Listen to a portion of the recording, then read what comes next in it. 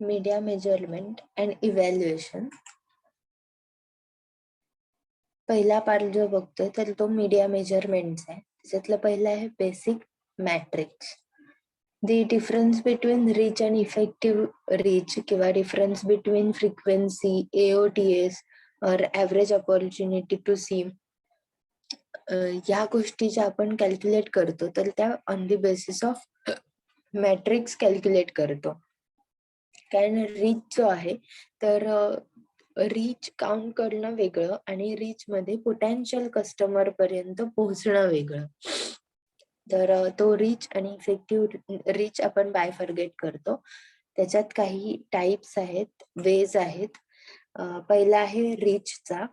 This is a count of all the people of the total base और defined targeted gross who are actually exposed to or reached by communication use. The reach of an ad campaign is defined as the percentage of people who viewed the ad at least once.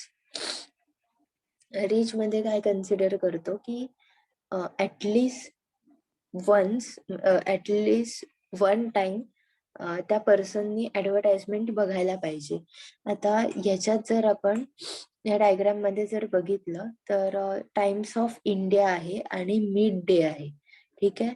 तर ह्याच्या through advertisement ज्या लोकांनी बघितली आहे तर त्यांचा count आपण कसा काढणार आहोत, तर त्याच्यात डबल ऍडव्हर्टाइजमेंट किंवा डबल रीडर जे आहेत तर ते आपण रिमूव्ह करणार. ते एकदाच कन्सिडर केले जातील. ठीक आहे.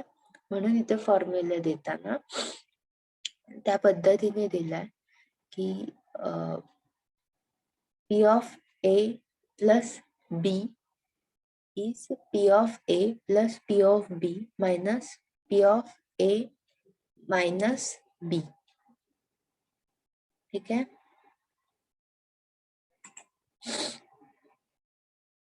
इथे पण अजून एक एक्झाम्पल दिलंय. त्याच्यात 3 फॉर्मॅट त्यांनी घेतले. त्याच्यानंतर आहे क्युम्युलेटिव्ह रीच. क्युम्युलेटिव्ह रीच म्हणजे number of unduplicated individual or household reach by an advertising medium over a particular period. की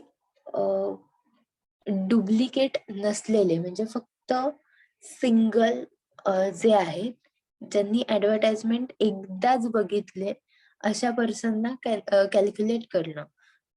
त्याच्यानंतर फ्रिक्वेन्सी डिस्ट्रीब्युशन आहे. फ्रिक्वेन्सी डिस्ट्रीब्युशन मध्ये in an campaign the ad is exposed a number of times and the reach buildup is a outcome of this. किती वेळेला त्या पर्सनने advertisement बघितली आहे, multiple times advertisement बघितली असेल तर ती कॅल्क्युलेट करतो.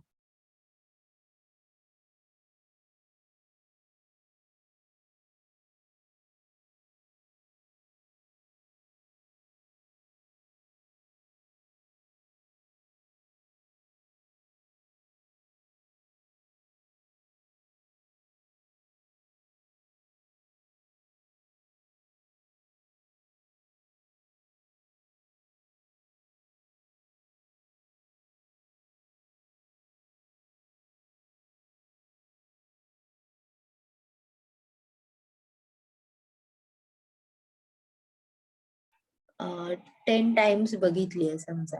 ठीक आहे. 11 पर्सन आहेत तर त्यांनी ती ऍडव्हर्टाइजमेंट 11 टाइम बघितली आहे. किंवा 13 पर्सननी 15 टाइम्स त्या ऍडव्हर्टाइजमेंट बघितल्या 2 वेगवेगळ्या मीडियम मधून. त्याच्यानंतर आहे average OTS, that is opportunity to see.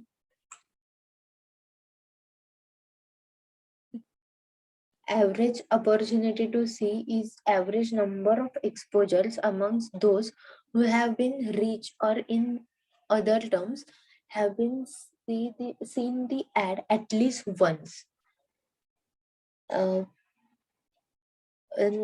आपण जेवढे टार्गेटेड कस्टमर आहेत त्यांच्यापर्यंत ऍटलिस्ट एकदा तरी त्या पर्सनने ऍडव्हर्टाइजमेंट बघितली आहे का, तर ते कॅल्क्युलेट करतं ऍव्हरेज ओव्हरऑल. म्हणजे ए पर्सनने कदाचित 10 वेळा ऍडव्हर्टाइजमेंट बघितली असेल, बी पर्सनने 2 वेळा बघितली असेल, सी पर्सनने 3दा बघितली असेल, डी पर्सनने एकदा बघितली असेल. याचा ऍव्हरेज कॅल्क्युलेट करतो आपण. त्याचा फॉर्म्युला आहे the weighted average of frequency distribution.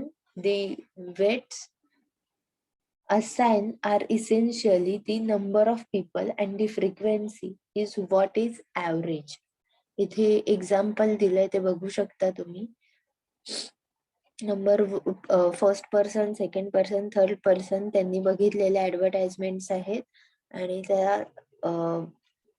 ऍडव्हर्टाइजमेंटच्या नंबरच्या ऍडिशनने त्यांना डिवाइड केलंय आणि ऍव्हरेज कॅल्क्युलेट केलंय. त्याच्यानंतर आहे effective frequency or effective reach in the age of divided consumer attention, augmented option and fragmentation only seen the ad once may not be sufficient.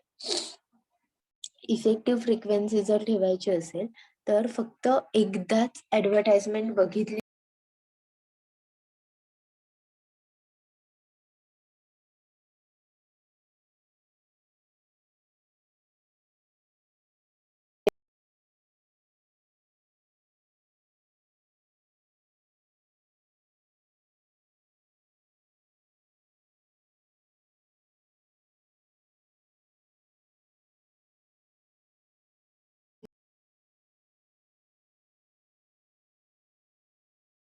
quarter hour time slot across the rows and channels across the columns is given to a panel.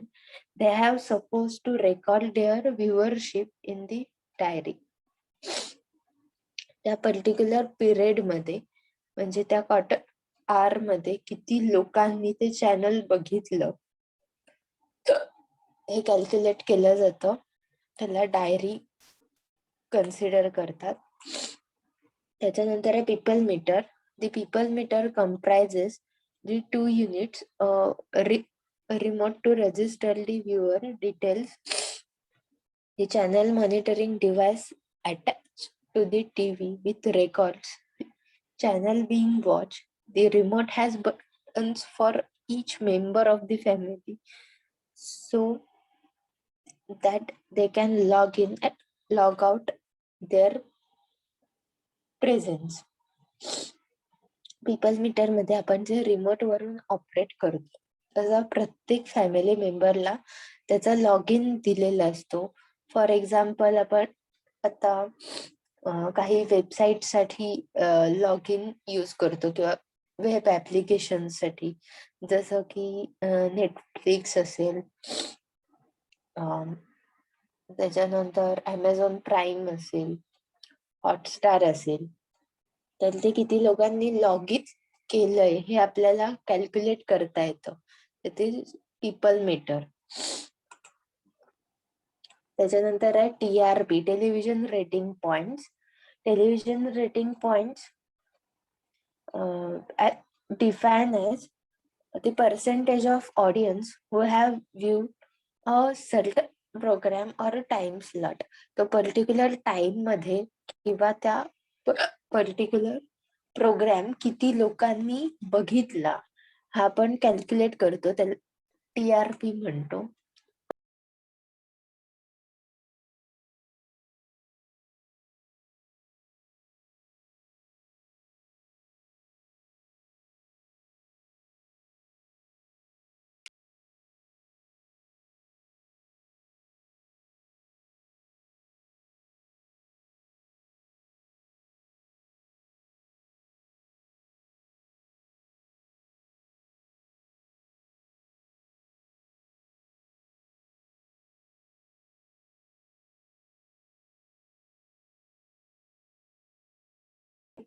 केला जातो. त्याच्यानंतर आहे stickiness index.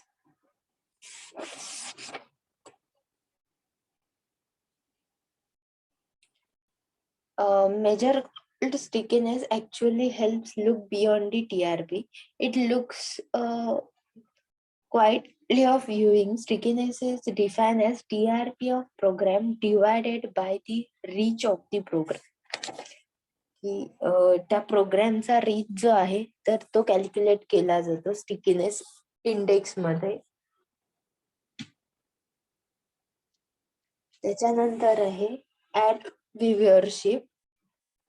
While the viewership data is collected at this second level, the reported data is at the minute level. Viewership therefore get distributed to the minute. Per minute distribute केलं जातं. Per minute व्ह्यूअरशिप जी आहे तर ती calculate केली जाते. For example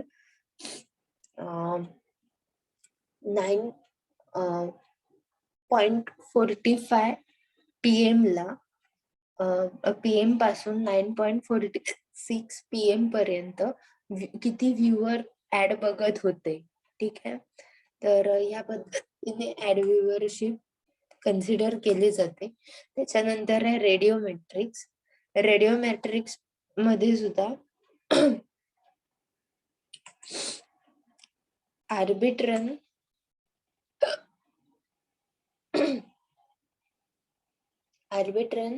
recruits diary survey respondents to note their listening habits in a 7-day paper diary and mail it back to Arbitrum. The respondents are paid a small cash incentive for their participation. Turnover time for release of data from the end of the survey period is approximately 3 weeks.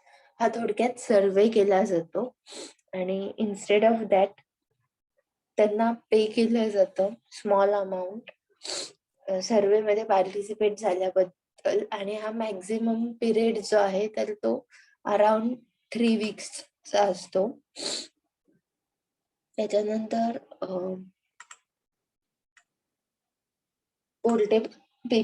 Portable people metre.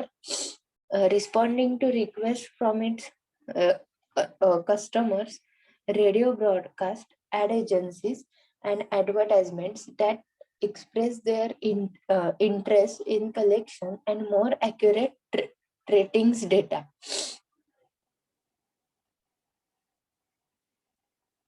त्याच्यामध्ये कस्टमरचा portability मुळे ते किती exposure करू शकतात त्या advertisement. म्हणजे वेगवेगळे medium आहे, रेडिओ आहे, ऍडव्हर्टाइजमेंट एजन्सीज आहेत, ऍडव्हर्टाइजमेंट आहे, टेलिव्हिजन आहे.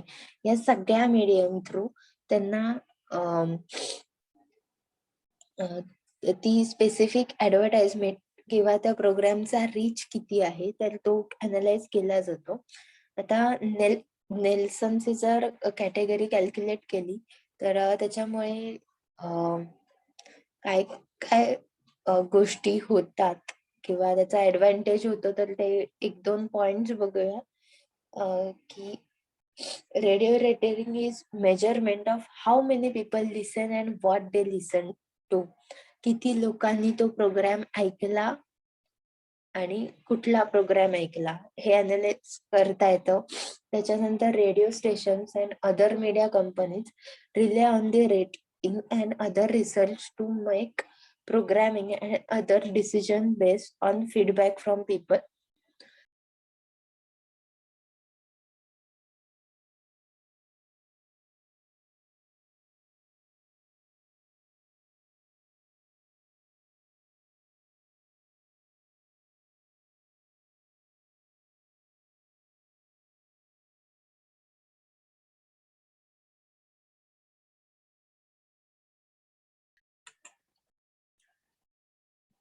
Print matrix मधला पहिला पॉइंट आहे circulation. Circulation is the average number of copies of publication that are sold. म्हणजे प्रिंटेड फॉर्म मधले आपण न्यूजपेपर कन्सिडर करू शकतो, फ्लायर्स किंवा लिफलेट्स कन्सिडर करू शकतो. हे किती सर्क्युलेट होत आहेत, किती पब्लिश होत आहेत, ठीक आहे, किंवा किती सेल होत आहेत त्याला आपण सर्क्युलेशन कन्सिडर करतो. आणि सर्क्युलेशन आपल्याला इझिली काउंट करता येतं. फॉर एक्झाम्पल आज दिवसभरात किती न्यूजपेपर विकले गेले ह्याचा काउंट आपल्याला कॅल्क्युलेट करता येऊच शकतो. ठीक आहे, दॅट इज सर्क्युलेशन. त्याच्यानंतर आहे air, that is average issue readership. This is defined as number of people who have read or look at the publication in the time spent equal to the periodicity of the publication. Exact number of people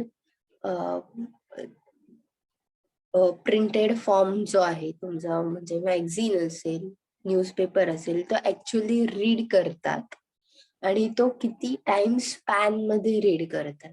आता magazines असतील तर magazines लोक एका दिवसामध्ये वाचत नाहीत. ठीक आहे, काही मॅगझिन्स जे आहेत ते मंथली असतात, काही वीकली असतात. म्हणजे तो तेवढा त्यांचा टाइम स्पॅन असतो, त्या टाइम स्पॅन मध्ये त्यांचा तेवढा सेल सुद्धा होतो. त्याच्यानंतर आहे टोटल और क्लेम रीडर्स.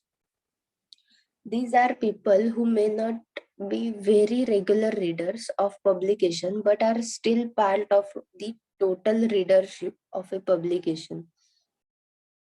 हे रेग्युलर रीडर्स नाही आहेत, पण म्हणजे कधी कधी न्यूजपेपर म्हणा, मॅगझिन म्हणा, परचेस करून वाचणारी जी लोक आहेत, जे कधीतरी वाचतात, त्यांना आपण कन्सिडर करतो. पुढचा जो पॉइंट आहे सोल रीडर्स. सोल रीडर्स म्हणजे जे रेग्युलर रीडर्स आहेत. ठीक आहे, म्हणजे रोजच्या रोज तो न्यूजपेपर त्यांना हवाच असतो, रोज किंवा दर आठवड्याला ते मॅगझिन परचेस करतातच. ठीक आहे, त्याला आपण सोल लीडर्स म्हणून कन्सिडर करतो.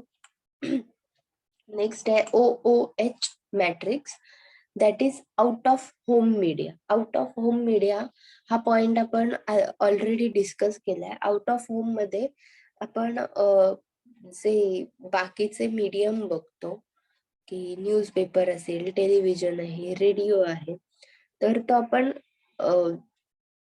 घरी कन्सिडर करून बघतो. ठीक आहे, आउट ऑफ होम मीडिया मध्ये आपल्याला घराच्या बाहेर पडल्यानंतर अनेक ऍडव्हर्टाइजमेंट आहेत तर त्या दिसत असतात. मग कुठे बसवर दिसत असतील, किंवा एखाद्या वॉलवर पेंट केलेले असेल, फ्लेक्स असतील, बिलबोर्ड्स असतील, किंवा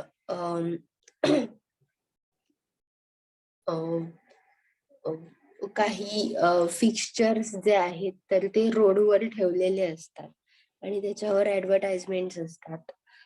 त्याच्यानंतर डिजिटल ऍडव्हर्टाइजमेंट केल्या जातात, त्या बोर्डवर कंटिन्युअसली त्या फ्लॅश होत असतात. ठीक आहे, हे काय आहे, आउट ऑफ होम ऍडव्हर्टाइजमेंट्स आहेत. त्याचे प्रिन्सिपल्स बघायचे झाले तर the out of home medium is unlike any other medium.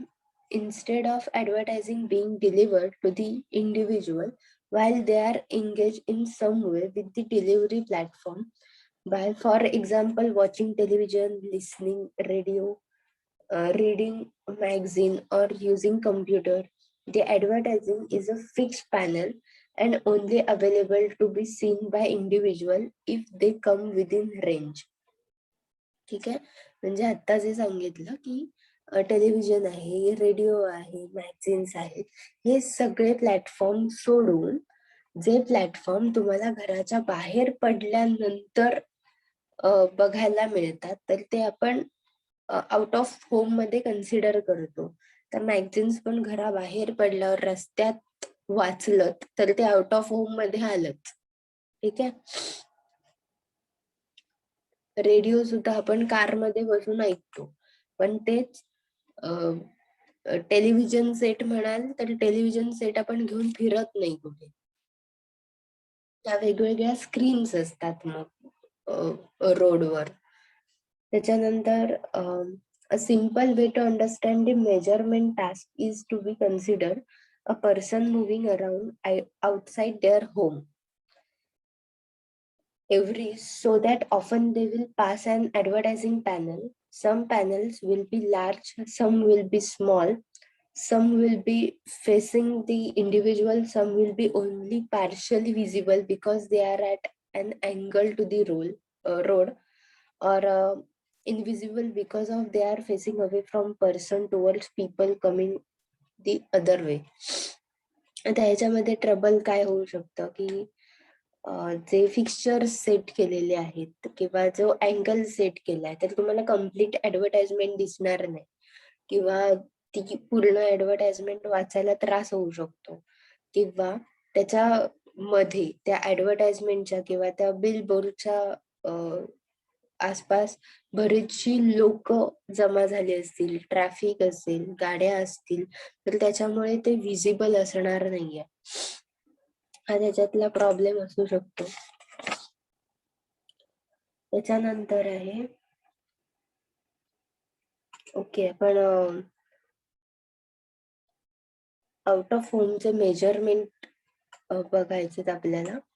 पहिला आहे clear statement of geographic areas and population being survived. Then an accurate list of the type, position and visibility of all display panels being measured. Then individual behavior, passing every panel will be seen, traffic count.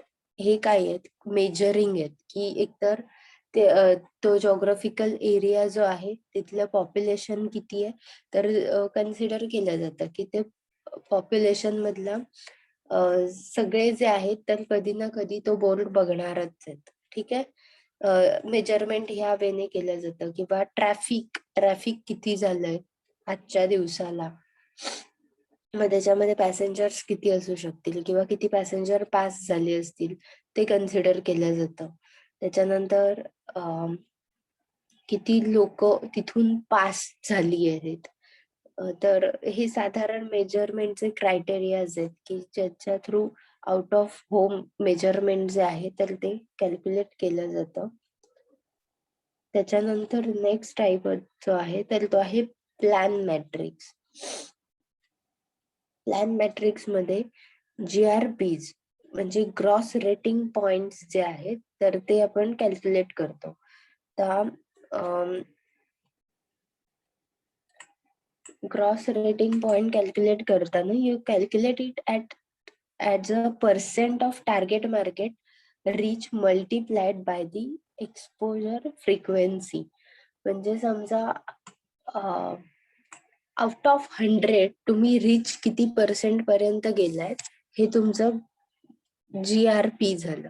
ठीक आहे, म्हणजे एखाद्या potential मार्केटमध्ये 100 potential customers असतील आणि त्याच्यातल्या फक्त 30 लोकांपर्यंत तुम्ही पोहोचलात, म्हणजे तुमचा GRP रेट काय झाला 30%.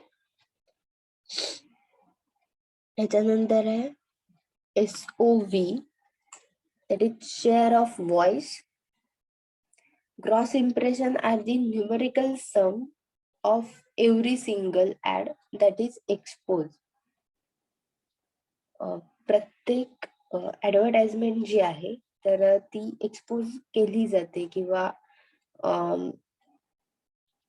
It use to get a sense of media weights in a competitive context. की त्या मीडियाला पण एक कॉम्पिटिटिव्ह वेटेज येतं त्या ऍडव्हर्टाइजमेंटमुळे. तर तो शेअर ऑफ व्हॉइस आहे.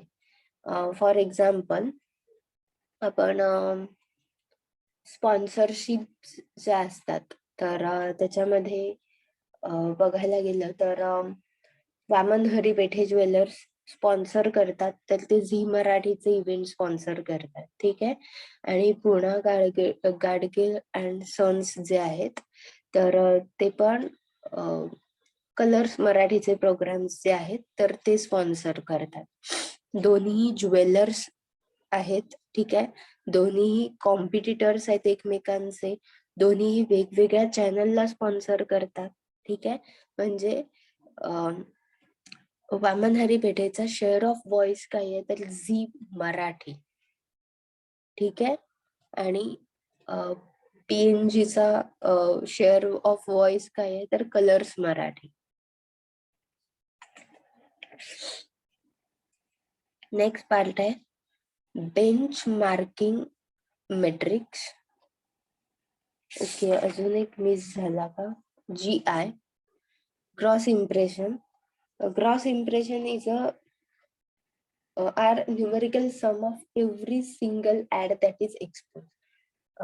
प्रत्येक ऍडव्हर्टाइजमेंट जी ब्रॉडकास्ट केली जाते त्याचं इम्प्रेशन काउंट केलं जातं. ठीक आहे, म्हणजे ती ऍडव्हर्टाइजमेंट किती लोकांनी बघितली आहे हे कॅल्क्युलेट केलं जातं. जसं आपण TRP कॅल्क्युलेट करतो. ठीक आहे, की त्या स्पेसिफिक पिरियड मध्ये किती लोकांनी त्या ते चॅनल बघितलं. ठीक आहे, त्या पद्धतीने GI कॅल्क्युलेट केला जातो. त्याच्यानंतरचा पार्ट जो आहे बेंचमार्किंग मॅट्रिक्स. त्याच्यात पहिला पॉइंट आहे share. Share is a competitive benchmarking to understand relative strength. Relative strength calculate करण्यासाठी बेंचमार्किंग कन्सिडर केला जातो. आता त्याच्यामध्ये जे TRP म्हणजे आता इथे चॅनल शेअरचा जे एक एक्झाम्पल दिलाय, हा जो चार्ट दिलाय, ठीक आहे, आणि हा टाइम स्लॉट आहे 8:30 to 9. हा PM प्राईम मधला टाइम स्लॉट आहे. TRP बघायला गेलं तर झीचा 3.5 आहे, सोनीचा 6.8 आहे, स्टार प्लस 10.2 आहे, अदर्स. ठीक आहे, तर ह्याच्यामध्ये त्यांचा चॅनल ऑफ शेअर कन्सिडर केला जातो. आता मॅक्झिमम TRP कोणाचा आहे तर 10.2. स्टार प्लसचा TRP जास्त आहे, म्हणजे ह्याचा चॅनल शेअर जो आहे, पर्सेंटेज चॅनल शेअर जो आहे तर तो मॅक्झिमम आहे. खूप जास्त लोक ते चॅनल बघतात, ते मीडियम बघतात, आणि त्याच्यामुळे ऑब्विसली ते ऍडव्हर्टाइजमेंट सुद्धा त्यांना बघता येतात. नेक्स्ट आहे profile. Channel or program profile is spread of audiences across different demographic classes for a particular media vehicle.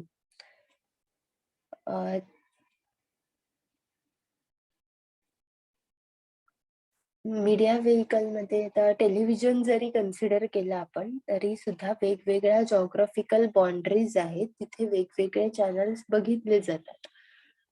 अगदी आपण स्टार्सचे जरी चॅनल कन्सिडर केले तरी स्टार प्लस हे हिंदीमध्ये आहे. ठीक आहे, तसंच स्टारचं कन्नडा, गुजराती किंवा मल्याळी या लँग्वेजेस मध्ये पण ते चॅनल आहेत.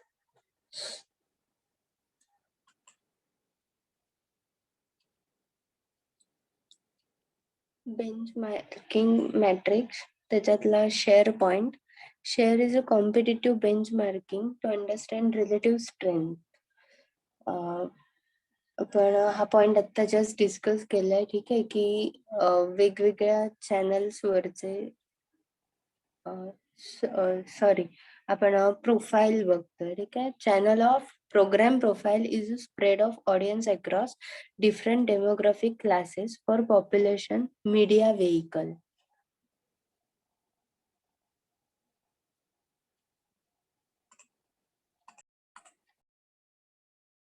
Profile, channel or program profile is a spread of audiences across different demographic classes for a particular media vehicle.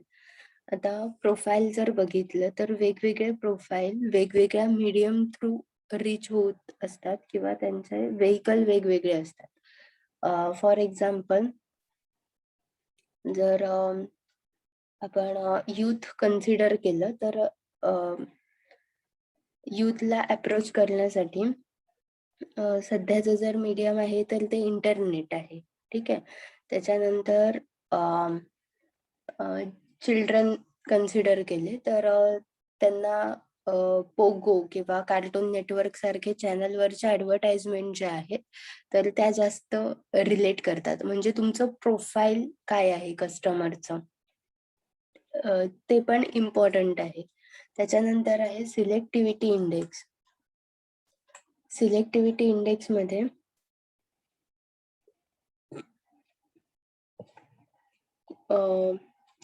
This is helpful in giving us an idea of audience cues or performance. Potential customer किंवा audience जो आहे तर त्यांना तुमच्या ऍडव्हर्टाइजमेंटचा performance किंवा त्या फॉर्म्युलामध्ये जर बघितलं असेल तर selectivity index is equal to TG TRPs into 100 divided by all individual TRP channels.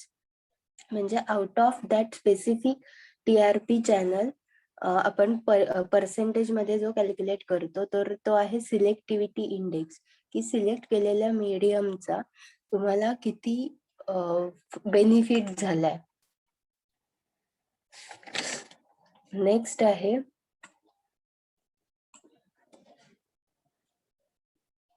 Dash functional evaluating media bias, dash functional card rates. Dash functional card rates म्हणजे अनस्ट्रक्चर रेट कार्ड जे आहेत तर ते ऑफर केले जातात. Like एखादी media agency असेल तर त्यांच्याकडे त्यांचं रेट कार्ड नसतं. कंपनी जितकी हाय प्रोफाईल असेल त्यानुसार ते पॅकेजेस जे आहेत तर ते हाय पॅकेजेस सांगतात. लो प्रोफाईल कंपनी असेल किंवा कंपनीशी रिलेशन चांगले असतील तर मग त्याच्यात ते कमी जास्त करतात. ठीक आहे, म्हणजे प्रत्येकासाठी कॉस्ट एकच वापरली जात नाही. That is dysfunctional card rates. त्याच्यानंतर आहे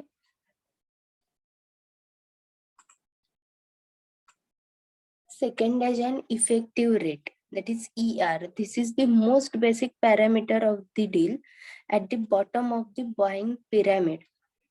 This is basically the amount of secondage or airtime we get for the money paid. याच्यामध्ये इफेक्टिव्ह रेट जर कन्सिडर केला तर तो टोटल कॉस्ट पर टोटल पर 10 सेकंड्स अशा पद्धतीने कन्सिडर केला जातो. म्हणजे प्रत्येक 10 सेकंदाच्या ऍडव्हर्टाइजमेंटसाठी किंवा त्या पिरियडसाठी व्हॅल्यू कॅल्क्युलेट केली जाते. ठीक आहे, म्हणजे 1000 मिनिट्सची ऍडव्हर्टाइजमेंट घ्यायची असेल मला तर मला त्याच्यासाठी 8 लाख रुपीज मोजावे लागतील. ठीक आहे, आणि त्याचा इफेक्टिव्ह रेट येईल 800. याच्यानंतर आहे डील कंपोजिशन. त्याच्यामध्ये सेकंड्स जे आहेत तर ते परचेस केले जातात. For example, if the 10,000 seconds we bought is all on prime time. ठीक आहे, म्हणजे 10,000 सेकंड्स जे आहेत तर ते मी परचेस केलेत प्राईम टाइम मध्ये. म्हणजे त्या स्पेसिफिक ड्युरेशनसाठी 10,000 सेकंड्सची माझ्या प्रोडक्टची ऍडव्हर्टाइजमेंट प्राईम टाइम मध्ये त्या चॅनलने जी आहे तर ती डिस्ट्रीब्यूट करायची, ब्रॉडकास्ट करायची आहे. हे डील कन्झम्पशन आहे.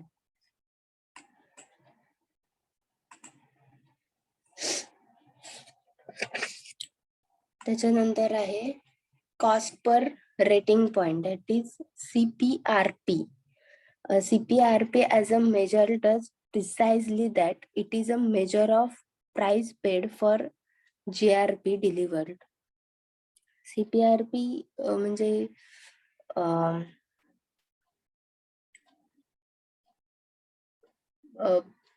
जितकी प्राइस आपण अफोर्ड करतोय. समजा प्राईम टाइमची प्राइस जी आहे तर त्याचं पॅकेज वेगळं घेतलं जातं. त्याच्यानंतर डे टाइमचं पॅकेज वेगळं दिलं जातं. स्पेसिफिक इव्हेंटच्या किंवा हॉलिडेजच्या ऍडव्हर्टाइजमेंटचे जर वेगळे काही स्लॉट्स असतील तर ते वेगळे परचेस केले जातात. त्याच्यानंतर reach deliver by the buy. It is vital to also check the rich delivery of the buy, as it not only has to be cost efficient but also has to meet the planned benchmark of GRPS and reach. Reach किती होतोय त्या medium through आणि reach झाल्यामुळे किती products जे आहेत तर ते सेल होत आहेत. ठीक आहे, तर हे अनालिसिस केलं जातं. त्याच्यानंतर आहे विजिबिलिटी और number of spots. A plan may deliver the GRPs and reach very frequently. We are also concerned about spread of the campaign.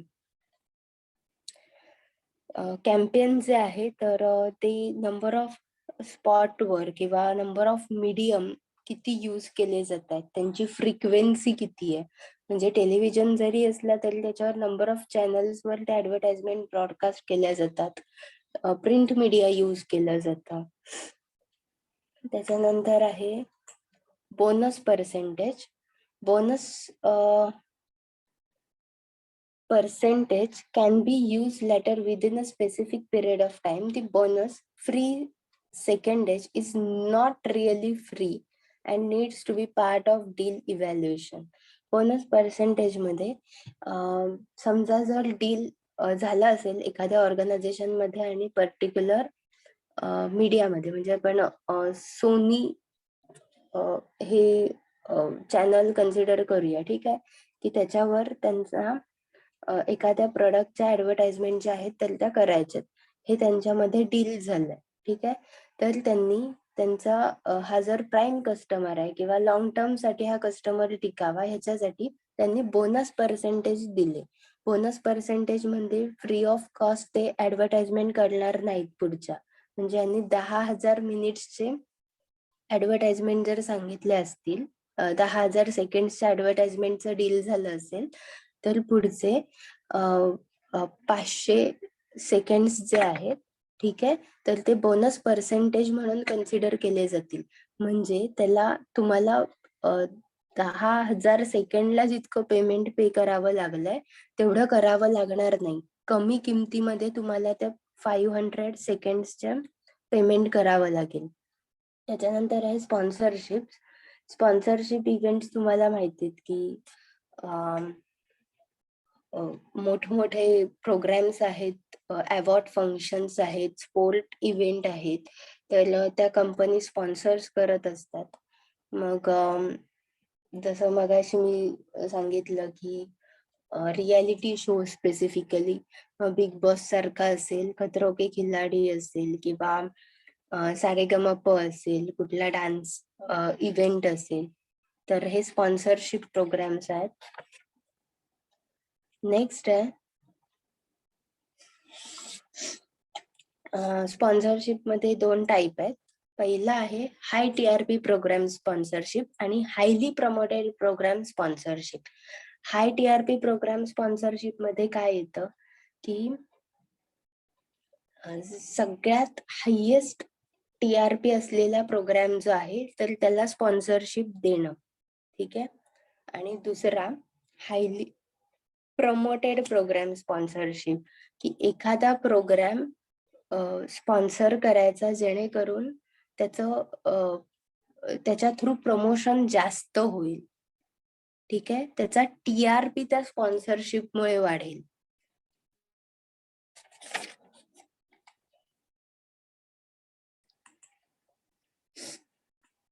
त्याच्यानंतर आहे how to evaluate print buy. आता प्रिंट मीडिया मधले evaluation कसे consider केले जातात, calculate केले जातात बघूया. पहिलं आहे discount on rate card.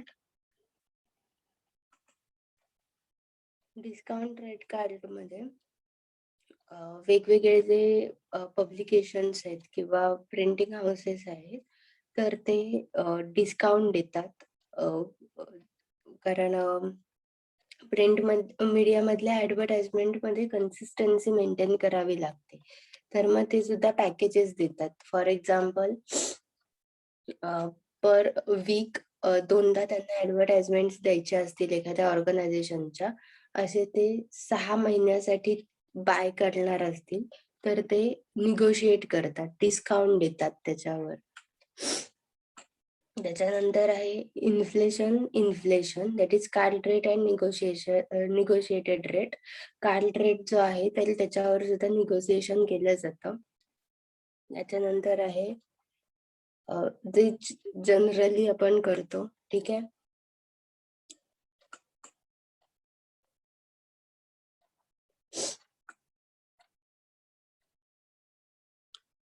CPT that is cost per thousand मध्ये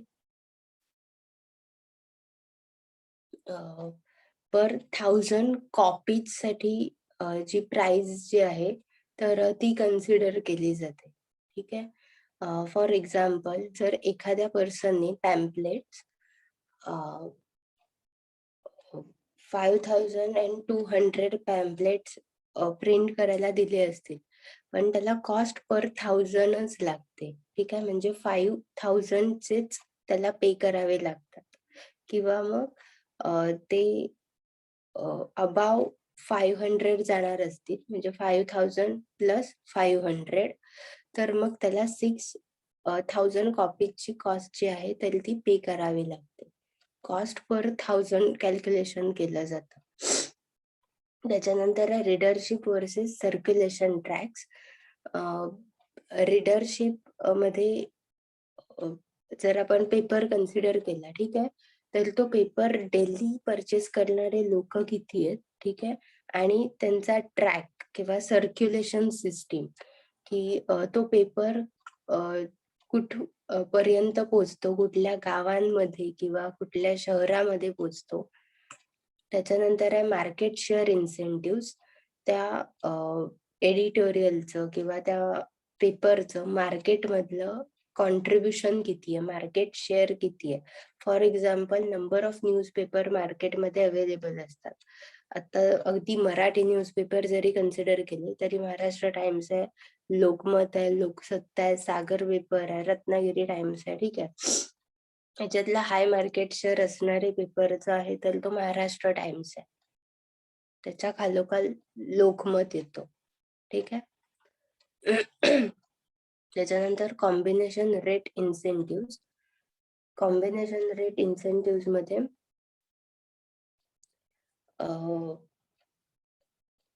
ऍडव्हर्टाइजमेंट जे आहेत तर त्या फक्त सेम पेजला किंवा सेम फॉन्ट साईज मध्ये दिल्या जात नाही. फॉर एक्झाम्पल, रविवारची ऍडव्हर्टाइजमेंट जी आहे तर ती फ्रंट पेजला किंवा बॅक पेजला फुल पेज ऍडव्हर्टाइजमेंट असायला हवी, फुल कलर मध्ये, ठीक आहे, म्हणजे कलर प्रिंटेड मध्ये. बाकीच्या डेजना ती ऍडव्हर्टाइजमेंट समजा सेकंड पेजवर किंवा फर्स्ट पेजवर पण छोट्या कॉलम मध्ये असेल, ठीक आहे. तर हे कॉम्बिनेशन झालं. त्याच्यामध्ये एकच क्रायटेरिया ठेवलेला नाहीये की फुल पेज ऍडव्हर्टाइजमेंट रोज येते का, तर नाही. फुल पेज ऍडव्हर्टाइजमेंटचे डेज ठरलेले आहेत. त्याच्यानंतर त्या ऍडव्हर्टाइजमेंटला जो स्लॉट दिला जातोय तर तो छोटा स्लॉट जो आहे तर तो वेगवेगळ्या पेजेसवर जसा जाईल किंवा त्याच्यामध्ये कलर कॉम्बिनेशन जर सांगितलं झालं, क्वालिटी सांगितली गेली कलरची, तर त्याच्यानुसार त्या रेटमध्ये व्हॅरिएशन येणार आहे. आणि मग हा कंबाईन पॅकेज जे आहे तर ते सेल केलं जातं. नेक्स्ट आहे ग्रोथ इन्सेंटिव्ह मध्ये त्या स्पेसिफिक पब्लिकेशनचं ग्रोथ किती आहे, त्यांचा मार्केटमधला शेअर जो आहे तर त्याची कन्सिस्टन्सी किती आहे, इन्क्रीज कितीने होतोय. त्याच्यानंतर आहे discount for colour ad. Colour pages साठी किंवा कलरफुल ऍड साठी चार्जेस जे आहेत तर ते जास्त लागतात, तर त्याच्यामध्ये डिस्काउंट देणं.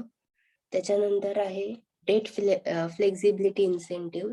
डेट फ्लेक्झिबल केल्या जातात, अल्टरनेट डे असेल किंवा स्पेसिफिक डेलाच किंवा डेटलाच त्या ऍडव्हर्टाइजमेंट ज्या आहेत तर त्या प्रिंट केल्या जातात.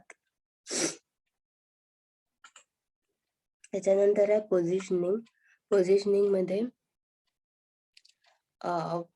ऍडव्हर्टाइजमेंट जी आहे तर ती कुठच्या पेजवर दिली जाते. ठीक आहे. फर्स्ट पेजला ऍडव्हर्टाइजमेंट असेल तर ती मोर विजिबल असते, किंवा अगदी लास्ट पेजला असेल तर. पण इट डिपेंड्स की तुम्ही किती फोकस करताय. फर्स्ट पेजवरच्या ऍडव्हर्टाइजमेंट खूप कॉस्टली असतात आणि कॉस्ट इफेक्टिव्ह सुद्धा असतात, कारण त्याचा रिझल्ट चांगला बघायला मिळतो तुम्हाला. त्याच्यामुळे पोझिशनिंग ऍडव्हर्टाइजमेंटचं, किंवा फक्त जाहिरातींसाठी एक मिडल पेज त्यांनी ठेवलेलं असतं पेपरनी. तर पोझिशनिंग मॅटर्स, की कुठल्या पेजवर ऍडव्हर्टाइजमेंट येते आणि कुठला स्लॉट मिळतोय.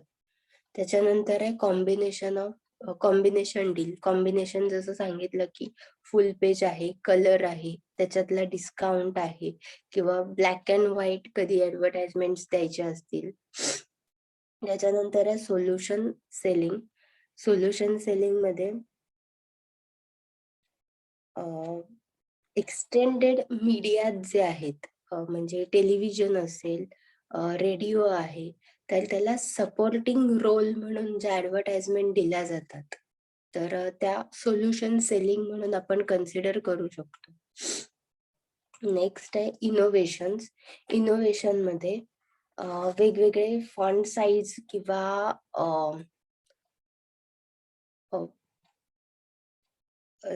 जे फोल्ड्स आहेत तर ते यूज केले जातात. फॉर एक्झाम्पल ह्याच्यामध्ये काही टाइप्स आहेत इनोव्हेशनचे. लेअर्ड बेस्ड इनोव्हेशन जर असेल तर त्याच्यात जॅकेट सारखं प्रिंट केलं जातं. फर्स्ट पेज असेल ते, की ते एखादं जॅकेट वाटायला हवं. ठीक आहे. आणि मग पेज ओपन केल्यानंतर त्याच्यामध्ये ती ऍडव्हर्टाइजमेंट किंवा ते प्रिंटिंग असतं. त्याच्यानंतर फॉर्मॅट बेस्ड इनोव्हेशन असेल तर त्याच्यामध्ये स्टिकर्स किंवा पॉपअप्स यूज केले जातात. त्याच्यानंतर कॉपी रॅप ऍडव्हर्टाइजमेंट असेल तर ad with copy shape around, म्हणजे मोस्टली डमी कॉपी जी असते तर ती त्याच्यामध्ये दिलेली असते. म्हणजे एखाद्या प्रोडक्टची डमी कॉपी, समजा स्कूटी असेल तर त्याची डमी कॉपी एखादा स्टिकर असतो. त्याच्यानंतर आहे एडिटोरियल सपोर्टेड इनोव्हेशन्स. त्याच्यामध्ये एडिटोरियल पेजेस जे आहेत किंवा त्यांचे मेसेजेस जे आहेत तर त्याच्यामध्ये त्या ऍडव्हर्टाइजमेंट बद्दल किंवा त्या प्रोडक्ट बद्दलचा रिव्ह्यू लिहिला जातो. नेक्स्ट आहे एक्सक्लुझिव्ह. एक्सक्लुझिव्ह मध्ये only ऍडव्हर्टायझर breaking through the clutter or exclusive to a certain subset of reader base. Okay, breaking news सारखी ऍडव्हर्टाइजमेंट प्रिंट केली जाते मोठ्या टायटल मध्ये फ्रंट पेजला. ठीक आहे. त्याच्यानंतर सेन्सोरियल स्पेशल कलर्स यूज केले जातात, किंवा परफ्युम्स ऑन पेपर, हे सुद्धा इनोव्हेटिव्ह आयडिया म्हणून यूज केलं जातं. त्याच्यानंतर आहे फोकस ऑन ब्रँड पोझिशन. कुठला ब्रँड आहे तर त्याच्यावर फोकस केलं जातं. समजा आता नेसले किंवा कॅडबरी हा ब्रँड आहे, तर त्यांच्या अंडर प्रोडक्ट्स जे आहेत, नवीन प्रोडक्ट ते लॉन्च करत असतील तर ते आधी ब्रँडचं ऍडव्हर्टाइजमेंट करतात. ब्रँड विजिबल असायला पाहिजे, मग प्रोडक्ट. त्याच्यानंतर एजन्सी फोकस जर बघितलं तर never done before new, novel and attention grabbing, displaying clout and relationship with the media partner, how it furthers the brand position, etc. त्याच्यानंतर क्लायंट फोकस आहे तर what is effect on the innovation, can the result is measurable, is pricing justified. Various measurements आहेत client साइडने किंवा agency फोकसने सुद्धा. ते already discuss केलेत आपण. त्याच्यानंतर आहे इव्हॅल्युएटिंग अदर मीडिया बायज. तर अदर मीडिया बायज मध्ये काय येतं तर रेडिओ बायज. रेडिओ बायज जे आहेत तर ते सुद्धा पर 10 सेकंड युनिट यानुसार त्याची कॉस्ट जी आहे तर ती कॅल्क्युलेट केली जाते. म्हणजे 10 सेकंडच्या ऍडव्हर्टाइजमेंट साठी समजा 1000 रुपये कॉस्ट असेल, ठीक आहे, ऍडव्हर्टाइजमेंट जर 20 सेकंड्सची झाली तर 2,000 रुपये कॉस्ट त्यांना पे करावी लागेल त्या एका ऍड साठी, किंवा 10 सेकंडची ऍड दिवसातनं 10 वेळा त्यांना प्ले करायची आहे, तर त्यांना 10,000 रुपये त्या दिवसाला कॉस्ट स्पेंड करावी लागेल रेडिओ ऍडव्हर्टाइजमेंट साठी. ती पण टेलिव्हिजन सारखीच काउंट केली जाते पर 10 सेकंड्स मध्ये. त्याच्यानंतर आहे आउटडोअर बायज. आउटडोअर बायज मध्ये आपण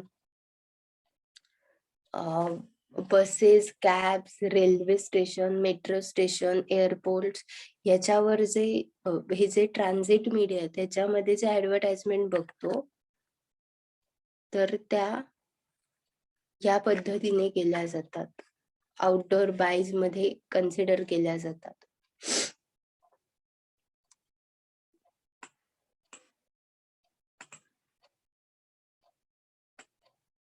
त्याच्यानंतर सिनेमा बायज. सिनेमा बायज मध्ये मल्टिप्लेक्स मध्ये किंवा सिनेमा थिएटर मध्ये गेल्यानंतर तुम्हाला सुरुवातीला बऱ्याच ऍडव्हर्टाइजमेंट बघायला मिळतात मूवी सुरू व्हायच्या आधी. आणि त्याच्यानंतर दुसरा एक टाइप असा आहे की त्या मूवी मध्ये सुद्धा ऍडव्हर्टाइजमेंट केल्या जातात काही प्रोडक्ट्सच्या. त्याच्यानंतर इंटरनेट बायज. इंटरनेट बायज मध्ये आपण बरेचसे प्रकार बघतो, जसं सोशल मीडिया आहे, वेबसाईट्स आहेत. तर आता त्याच्यातले टाइप्स बघूया काही, की कॉस्ट पर 1000 डील्स जे आहेत, तर मग रेडिफ किंवा याहू मेल जे आहेत त्याच्या थ्रू ऍडव्हर्टाइजमेंट केल्या जातात.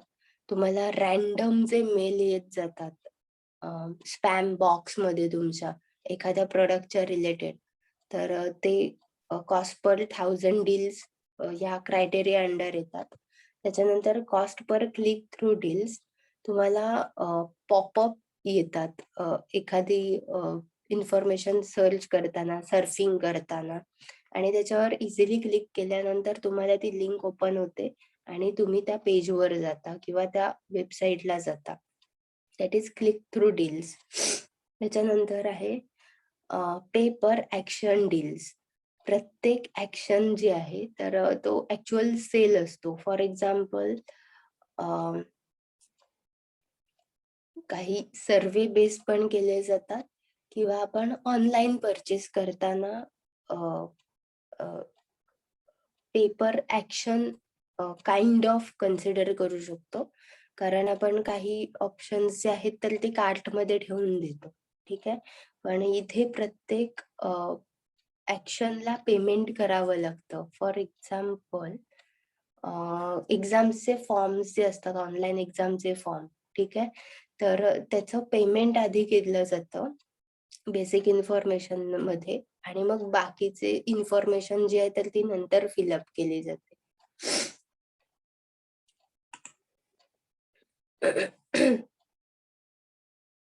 त्याच्यानंतर आहे कॉस्ट पर लीड. त्याच्यासाठी बँकिंग किंवा फायनान्शियल इन्स्टिट्यूट्स आहेत तर त्या लीड जनरेट करतात, किंवा तुम्हाला आता ऑनलाईन पेमेंट साठी पण ह्या बऱ्याचशा ऑफर बघायला मिळतात. ठीक आहे, की समजा गुगल पे जर आपण कन्सिडर केलं असेल तर तुम्हाला ते 5 स्टिकर्स जमा केल्यानंतर 250 रुपये रिफंड मिळणार होता. ही स्कीम त्यांनी मध्यंतरी दिवाळीच्या ह्याच्यात केली होती. तर ते कॉस्ट पर लीड आहे. ते तुम्ही ते ऍप्लिकेशन कोणाला रेफर केलं तर तुम्हाला 50 रुपीज तुमच्या अकाउंट मध्ये येतात, आणि ज्यांनी रेफरन्सने ते डाउनलोड केलंय त्याला सुद्धा 50 रुपीज कॉस्ट मिळते. हे रेफरन्स लीड आहेत. त्याच्यानंतर आहे search engine market. Google search म्हणजे गुगल हे सर्च इंजिन आहे, तर त्याच्यात सर्च करताना तिथे सुद्धा तुम्हाला ऍडव्हर्टाइजमेंटचे वेगवेगळे कॉलम बघायला मिळतात. त्याच्यानंतर आहे ऍफिलिएटेड मार्केटिंग. ऍफिलिएटेड मार्केटिंग इंडियामध्ये नाही चालत, पण बाकीच्या कंट्रीज मध्ये चालतं, की जसं when ad for a product placed on a site result in a sale, the proceed from the sale are shared with the host site. Host side ला डिरेक्टली शेअर केलं जातं प्रोडक्टची इन्फॉर्मेशन किंवा इन्क्वायरी जी केली असेल ती, आणि तिथून तुम्हाला डिरेक्टली कॉन्टॅक्ट केलं जातं किंवा रॅन्डम मेल यायला सुरुवात होते. त्याच्यानंतर आहे मोबाईल बायज. मोबाईल बायज मध्ये वेब बेस आणि SMS बेस. वेब बेस मध्ये मोबाईल म्हणजे ई बॅनर्स जे आहेत तर ते आपण कन्सिडर करू शकतो की तुम्ही सर्फिंग करताना किंवा एखादं ऍप्लिकेशन ओपन करताना त्याच्यामध्ये तुम्हाला वेगवेगळ्या ऍडव्हर्टाइजमेंट बघायला मिळतात, ठीक आहे, किंवा मध्येच 5 सेकंड साठी काही ऍडव्हर्टाइजमेंट ई बॅनर्स जे आहेत तर ते बघायला मिळतात. That is web based. आणि SMS बेस्ड जे आहे तर ते तुम्हाला SMS येत असतात की समजा हेल्थ रिलेटेड प्रोडक्ट्स असतील तर त्याच्यावर 50% ऑफ, 60% ऑफ. त्याच्यानंतर नेक्स्ट आहे गेमिंग. गेमिंग मध्ये जे मोबाईलवर गेम खेळले जातात तर त्याच्यातला एक लेवल संपली समजा गेम मधली, तर दुसरी लेवल सुरू व्हायच्या आधी ऍडव्हर्टाइजमेंट येतात किंवा तो गेम खेळत असताना काही पॉपअप सुद्धा येतात तुम्हाला. रिलेटेड गेम रेकमेंडेशन येतं किंवा रिलेटेड प्रोडक्ट्स जे आहेत तर ते तुम्हाला त्या विंडो मध्ये दिसत असतात गेम चालू असताना सुद्धा, ठीक आहे. तर हे झालं आपलं मीडिया मेजरमेंट अँड इव्हॅल्युएशन.